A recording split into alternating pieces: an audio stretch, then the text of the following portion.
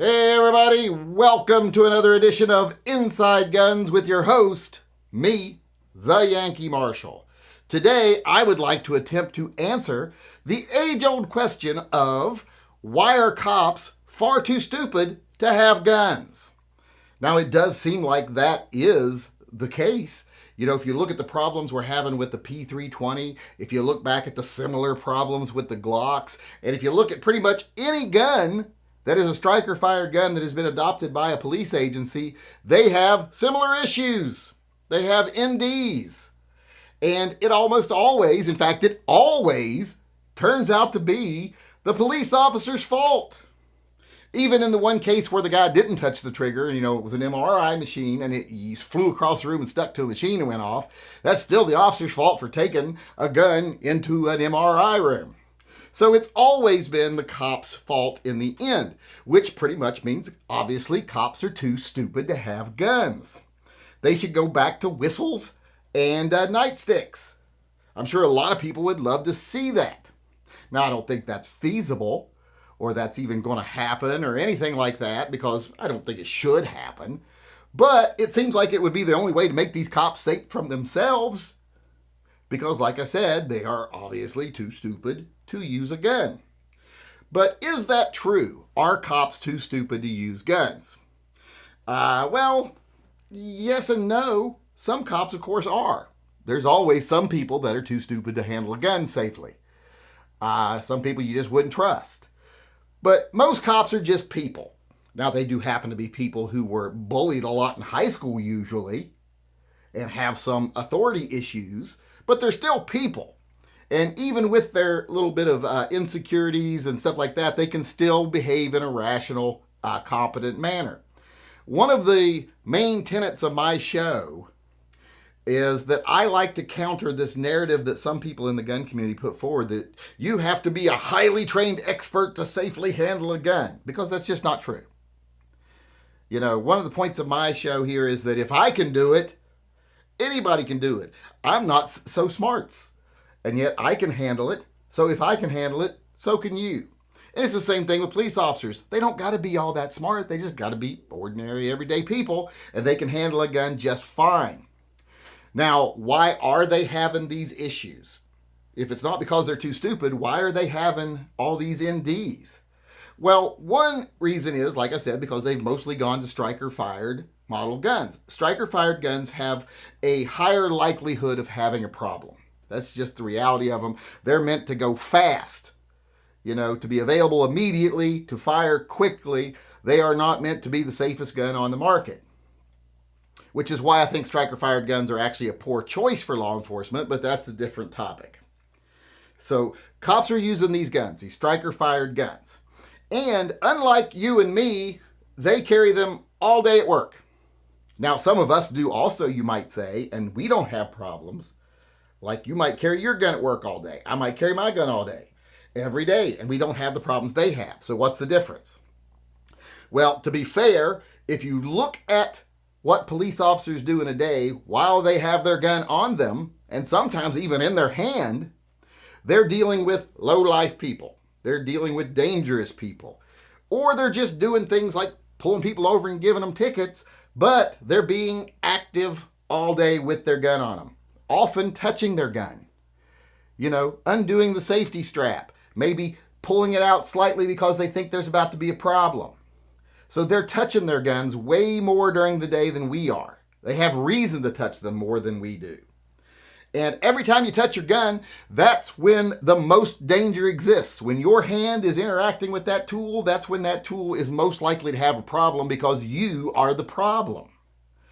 So they're touching it more. They have more of an issue. Also, they find themselves in situations that we wouldn't want to find ourselves in.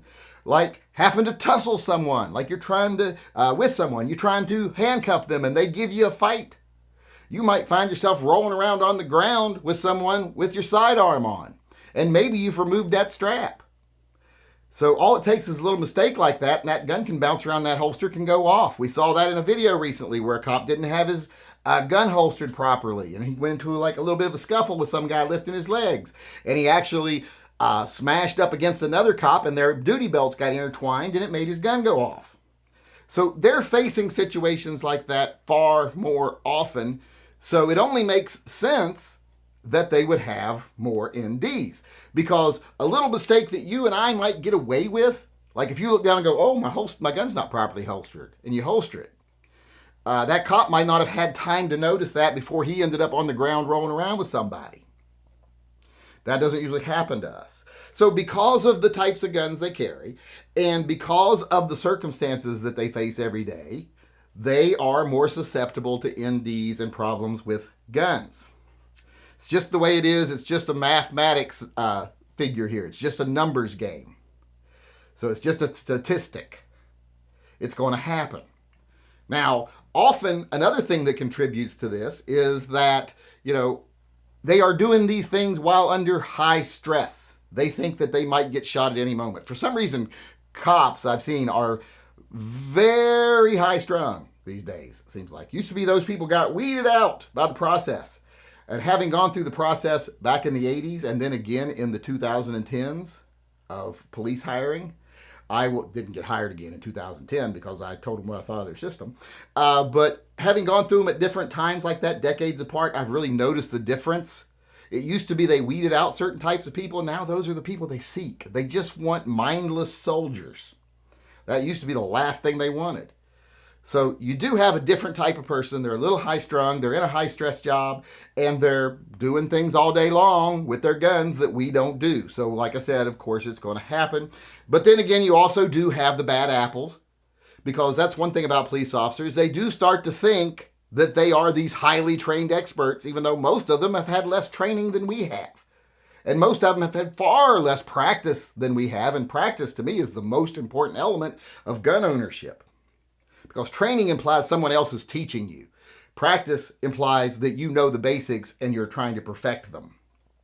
And practice is very important. Most of them don't get a lot of practice. Last thing they want to do is go shooting when they're off work. So they don't have that practice, but they think they are. They believe their own press. They're special. They're soldiers. And they get complacent. Look at a couple of the cases about the Sig Sauer recently. One of the cops who said it just went off on its own had it wrapped in a gym towel in a gym bag bouncing around. User error. Made a really bad mistake there. Another officer had it in her purse with no holster. No holster on the gun, in her purse, swinging it around, even banging it on file cabinets and stuff, according to witnesses. And it went off. Surprise, surprise. That's human error. That's negligence. So they get this sense of superiority about them because of their position and, like I said, their own hype. And they start thinking they can do no wrong. And then when they do wrong, because they're so special and don't make mistakes, they have to blame the tool. All of us have wanted to do that at one point in time or another with one thing or another. I'd be able to fix this engine if this wasn't such a crappy set of tools. Something like that. But really, it's the user that's the problem. And it's the same thing with these guns. But does that mean cops are too stupid to have them? No, it just means they're more likely to have a problem. And the person they're more likely to hurt is themselves or another police officer. Because that's usually who's around when they're having these issues. So it doesn't really make them a danger to society. And it doesn't really make them stupid. In some cases, it does mean they're complacent. In some cases, it does mean they're poorly trained and they're making mistakes. But usually, it just means they're doing things with their gun on, with a specific type of gun that they probably shouldn't be doing because it's risky. But that's their job. They have to do it. You and I don't have to do it. They have to do it. It's like if you and I see a dangerous person breaking the law and then they run away, we don't have to chase them. Cops, by definition, are supposed to chase them. They have to engage in the fray. In fact, if you see a crime being committed or you suspect a crime being committed, you are duty-bound to intercede until you are sure a crime either was not committed or you have dealt with the crime that was committed. We don't have that issue as civilians. We don't have to roll around with lowlifes. We can get in our car and go. So that's the end-all, be-all of the story right there. It's not that they're too stupid. They're plenty stupid, but you can be stupid and carry a gun. You just have to be reasonably responsible. And even stupid people can be reasonably responsible. Like I said, that's one of the tenets of my channel.